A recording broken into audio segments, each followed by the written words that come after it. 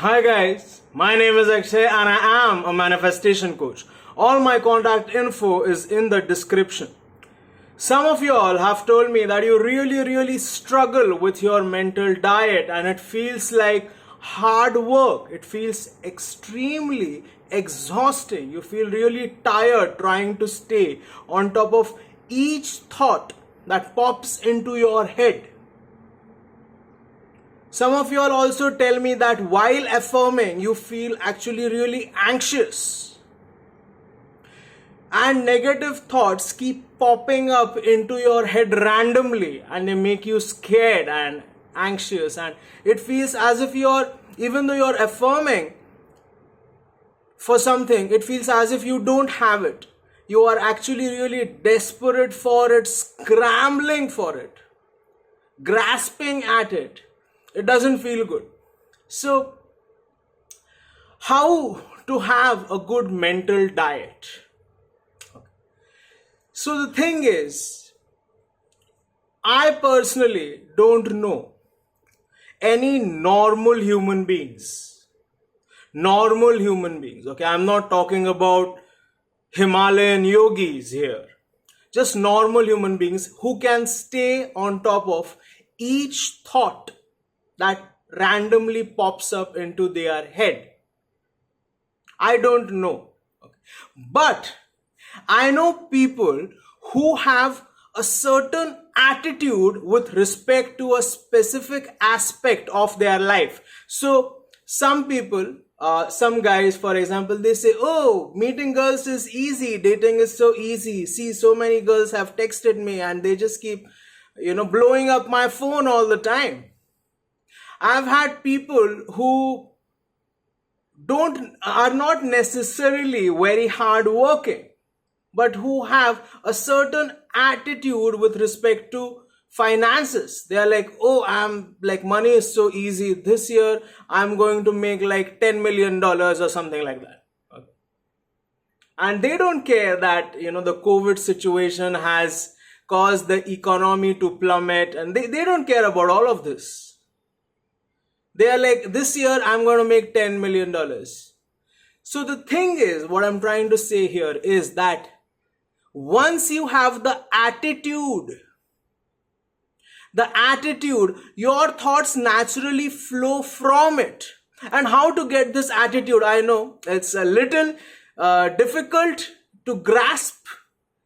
Let me explain. I'll tell you a little story here. How to get that attitude.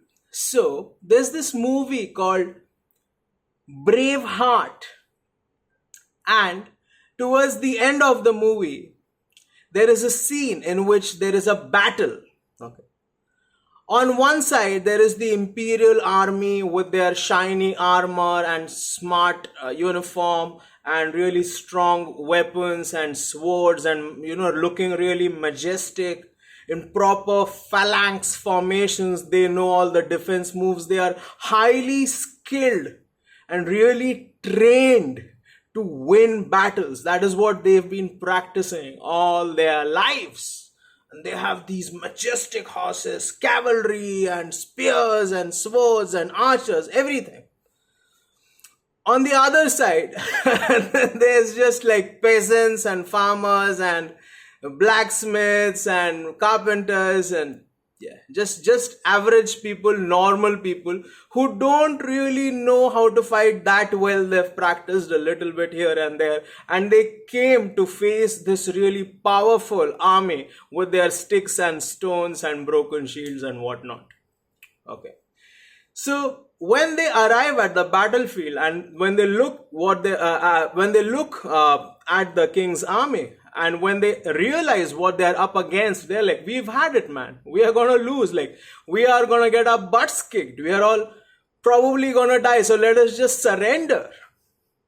And that is when a guy called William Wallace,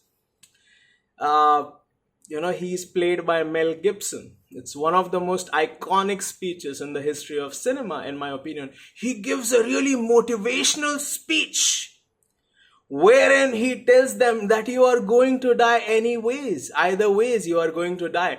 Either you will die in your beds a few years from now, or you will die today fighting for freedom. And so that is when all of these peasants, okay, these average people who were scared to death, who were thinking about surrendering, they've begun to feel, they feel that surge of motivation within them. And they begin to shout their slogans and the battle cries. All of this, the motivational speech by William Wallace, together with, them sounding their horns and shouting their war cries and slogans, what that does is that it instantly flips their attitude. They are running off of a different program.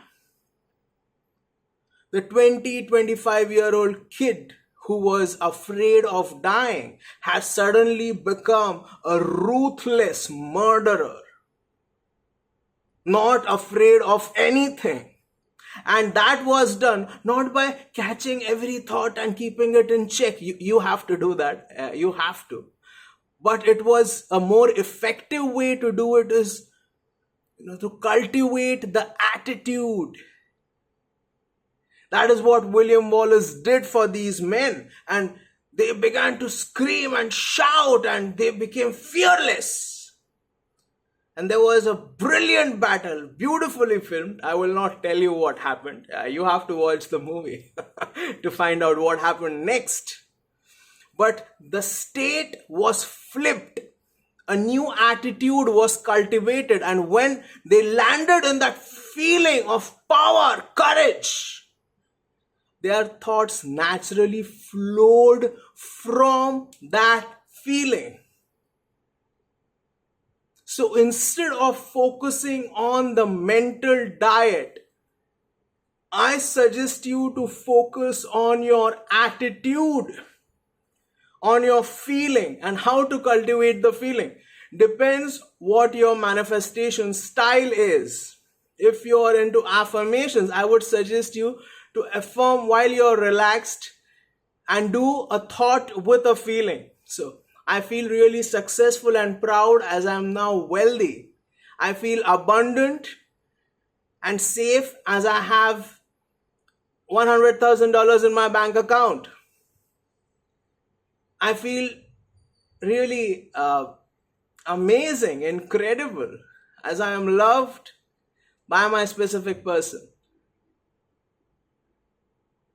That is how you do it. If you like imagination, so every night while you're falling asleep or while you are in a relaxed state, I want you to imagine over and over until you feel the satisfaction of already having your desire. And that is when you have landed in the attitude and your thoughts will naturally flow from it.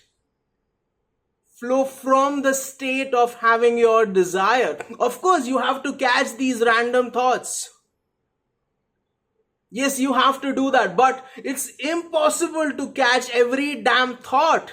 And just imagine like there's a box full of bloody cockroaches. Okay. And you can't run after every bloody cockroach and, try to catch it. It's really exhausting. You have to use some sort of spray to get rid of the roaches or bugs or whatever.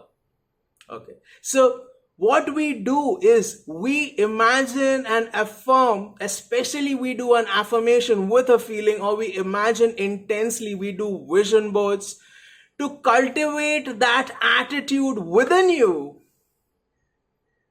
So that you land in the feeling and your thoughts naturally flow from it. It's never just the mental diet, because if you're feeling anxious or desperate, your mind is going to affirm what you feel in your body.